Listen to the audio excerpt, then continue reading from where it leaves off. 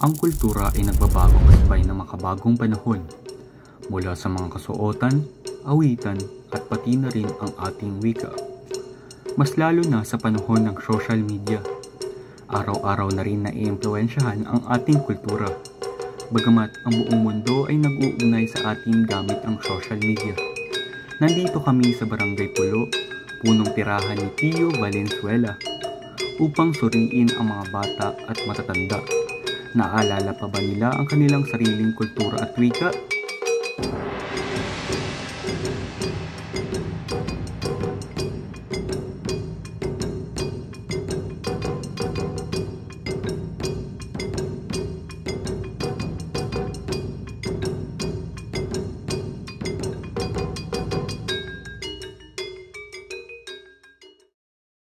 Alam niyo ba, ang Pulo ay isa sa pinakamatandang barangay sa Valenzuela. Dating bahagi ito ng lumang polo bago naging lungsod ang Valenzuela. Pinaniniwalaan ang pangalan nito ay mula sa salitang pulo na nangangahulugang isla o bahagi ng lupa na napapalibutan ng tubig. At dahil doon ay pinapaligiran ito ng mga sapa at ilog.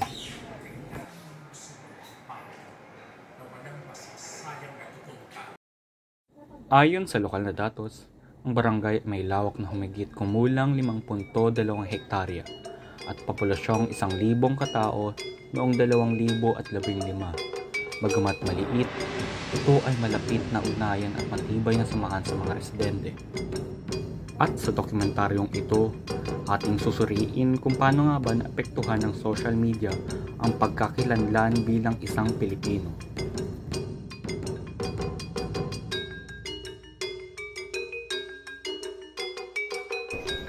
Magandang hapon po sa inyo. Ako po si Zane. Ano po ang pangalan niyo? Ako si Rhea Karasig. Ilan taon na po kayo? 42 years old. Gano'n na po kayo katagal naninirahan dito sa Pulo? Since birth. Sa inyong sariling pananaw po, nagbago ba ang pananalita at kultura mula noong panahon ninyo hanggang sa kasalukuyan po? Palagay ko nagbago. Malaking pagbabago. Sa paanong paraan po? Wala pa mga gadgets. Talagang mas more on physical activities kami. Mga ganun. Tapos yung wika, yung parang hindi siya jejemon. Hindi may paggalang pa rin sa mga nakatatanda. Ganun. Ngayon, meron po akong mapapakita sa inyong mga imahe. Tapos, pwede niyo po sabihin sa akin kung kilala niyo po ba or hindi. Kilala niyo po ba ito? Hindi po. Paano po ito? Hindi rin. Sa kasalukuyang panahon po kasi ito po yung parang naging uso or naging trend sa mga kabataan. Sa tingin niyo po, saan po nanggaling yung mga imahe na yun? Saan po? Social media. Sa social media po ako. Oo. Tinatawag nilang mga AI ngayon. Umaga po sa inyo. Ano po pangalan niyo? Edward po. Ilang taon ka na? 18 po. Para sa hinaharap, ano po ba ang nakikita niyong ginagampang papel ng social media? Ayun na rin po kasi pinag-uuwanan ng information ng mga tao. Nakikita niyo po ba sa mga mag-aaral na tumatambay dito, gumagamit ng wika galing sa social media, tulad ng salitang omsil, Jay, kamusta ka sa, at iba pa? Nakikita ko po siya na mga bata po below po 15, mga gumagamit po ng ganito. Lalo na po sa mga mas bata. Anong mga sample ng sample? Sa ganun po, yung mga na-record. Omsil na. Magandang hapon po. Ako po si Ian Lal. Ilang taon na po kayo? Ilang taon na po kayo nakatira? Since birth. Okay. Alam niyo po ba yung mga Gen Z word na tulad ng LOL po, LMAO, and YKWIN? Hindi ko masyado. Hindi niyo po masyado. Pero yung naman po, mga sinaunang salita po na dalubhasa, sipnayan at agham. Yan, yung ibang mga bata. Mga bata. Sa tingin niyo po, ano ang positibo at negatibong epekto ng teknolohiya sa panahon po natin? Meron din namang magandang dinudulot, pero meron din naman hindi. Basta kailangan gagamitin sa magandang panahon. Magandang umaga sa iyo, Kuya. Ano po pangalan niya? Ako po si Christian Angelo Pandao. Alam niyo po ba ang salitang sipnayan? Sipnayan. Yung Concept. Bahagdan. yung pamilya. Yung ano, sabihin ng bahagdan, porsyento. Tsaka yung 11, 11. Yung batalan. Yung ibig sabihin niya, ano, lababo. Para naman po sa mga wika, sigurado alam niyo po ba ang kaula ng mga tingting saur? Ano? Ber patapik. Saan po kayo mas biyasa kasi? Sa unang salitang mga sinabi. Doon po sa 11, ano, Bagdan. Okay. Salamat. Arito tayo ngayon sa Barangay Pulo. Mababait at palakaibigan ang mga tao dito. Agad naman kaming tumungo sa Barangay Center upang hanapin at interviewin ang punong barangay. Okay. Magandang araw sa inyong lahat. Ako po si Bennett de Guzman San Jose, kasalukuyang kapitan ng Barangay Pulo. Ako po ay taal ng taga Pulo. Dito na po ako pinanganak. Nakatira ako rito for almost 54 years since birth. Magandang araw po pala, Kapitan. Kami po ay mag-aral mula sa Our Lady of Fatima Valenzuela Campus.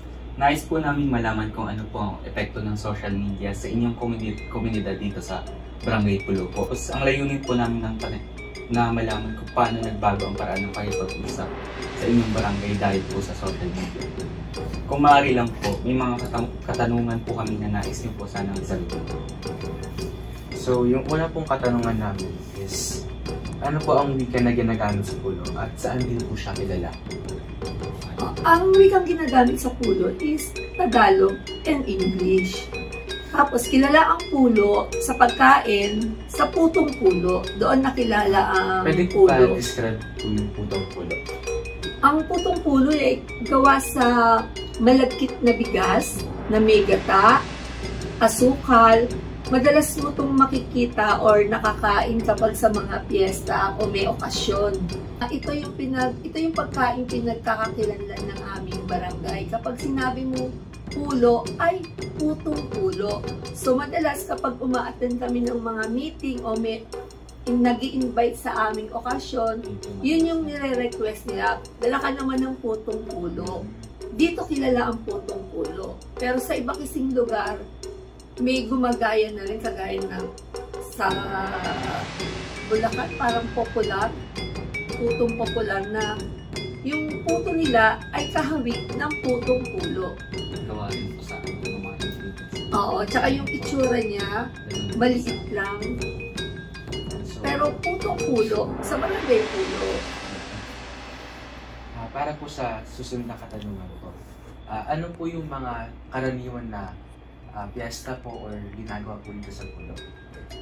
At tuwing piyesta, ang kapistahan ng piyesta dito sa Barangay Pulo, kasabay nung pista ng pagkabuhay.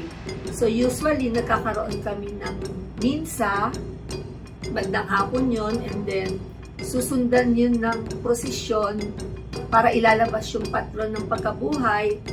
May mga sagala, Reyna Elena, Reyna Emperatriz. Tapos, sa hapon, bago yung minsa, nagkakaroon kami ng mga palaro. Nagpa-participate yung mga resident ng Barangay Pulo. Iniikot namin yan. Ilang oras naman po yun? Inaabot yun ng 2 to 3 hours. Yung ano pa lang po yun? As in lahat po or yung palaro pa lang? Palaro pa lang. Oo, palaro. Usually nga, nag-isisimula yan ng alauna, alas 2, tapos ng alas 4, bago mag-mass. Sa susunod na katanungan po is opinion nyo na lang po sa paggamit ng social media or teknolohiya po sa Barangay Pulo po. So, ang una po sa katanungan is, sa sariling payanam nyo po, nakatulong po ba ang teknolohiya upang mas umusbong ang tradisyon or yung mga mga fiesta po dito sa Pulo? O naging hadlang po ba ang teknolohiya upang makalimutan ang mga tradisyon na ito dahil sa influensya ng social media sa mga nakatira po dito? Masasabi kong nakatulong ang social media. Kasi sa social media, isang upload mo lang, di ba? Oo, mag-announce ka lang ng kapistahan ng Pulo, nalalaman na ng lahat. Oo, ng komunidad. So, malaking tulong social media to promote yung kapistahan namin na dinadaos. So, mas mapasikat po ng social media? Yes. Sa tingin niyo po, nagbago po ba ang paraan ng pag-usap ng mga bata ngayon dahil sa social media? Or sa cellphone po, sa paggamit po ng cellphone? Mga bata. Opo. Medyo. Barangay po na. Sa barangay. Opo. Sa tingin ko, malaking epekto rin yung social media kung paano makipag-usap ang mga bata sa mga kagaya namin, sa mga magulang nila. Iba na yung parang lengguwahe nila or yung pagsasalita nila na Islang, and then ang parang tingin nila sa kausap nila is ka-age nila, ka-level nila, at may mga terms sila na ginagamit na sa edad ko hindi ko na siya naiintindihan. Ano yun? Kapitana, mas madalas po bang nakikita-kita ang mga tao dito sa Barangay Pulo? O gaya ng dati? O mas online na lang po ngayon ang usapan nila? Hindi na ganun kadalas kagaya ng dati. Kasi dati walang social media, walang cellphone. Kailangan mo pang pumunta sa bahay nung tao kailangan mong kausapin kung may gusto kang sabihin. So, nabawasan. Hindi na ganun kadalas. Malaking epekto ng social media. Mga kabataan ngayon, kagaya ng pinapayo ko sa anak ko na maging responsable sa paggamit ng social media. Yung social media, yung paggamit ng social media ay makakatulong kung gagamitin mo to sa tamang paraan. Diba? Kagaya ng pag-aaral nyo o pagbibigay ng tamang impormasyon. Kasi marami pong nag-aano fake news ngayon. Ayun, dapat maging maingat kayo.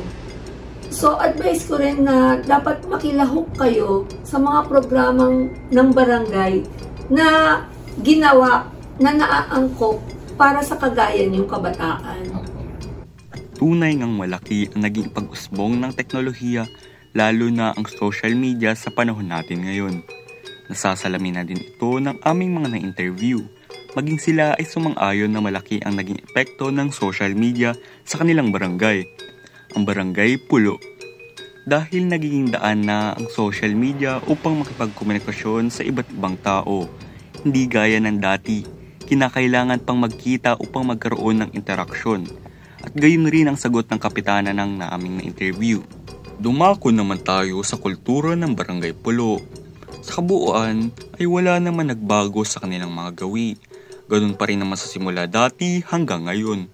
May mga iba't ibang piyesta na ipanagdiriwang na karamihan ay patungkol sa Panginoon. Siyempre, hindi mawawala ang pinagmamalaki nila sa Barangay Pulo. Ito ay ang sikat na puto ng pulo na ang tawag ay Putong Pulo, na dinadayo pa rin dahil sa kakaibang sarap nito at madalis din itong ginagawang pasalubong sa iba. Inahanda rin ito sa piyesta at iba pa. Bagamat maliit lamang ang kanilang barangay, ay kitang-kita naman talaga ang pagiging maganda nito at ang pagkakaroon ng mabuting puso ng mga naninirahan doon. At gayon rin ang mga kabataan na hindi nag-aatubilong dumalo at sumali sa mga palarong ginawa ng barangay. Tunay nga naman na maipapagmalaki ang Barangay Pulo dahil bukod sa maunlad pa din nilang kultura, labis ang suporta at pakikisama nila sa isa't isa.